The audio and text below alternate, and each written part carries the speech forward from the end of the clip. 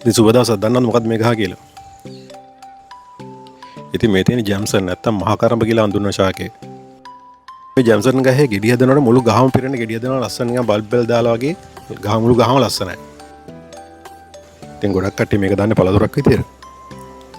හැබැයි මේක පළතුරක් වගේම ලස්සන මල් ගහක් විතරත් ඔයගොල්ලෝ ගෙදර හදාගන්න පුළුවන්. මොකද මේකේ මල් පිපෙන කොටත් ගෙඩි හදුනා වගේ මුළු ගහ පිරෙන්නම මල් පිපෙනවා.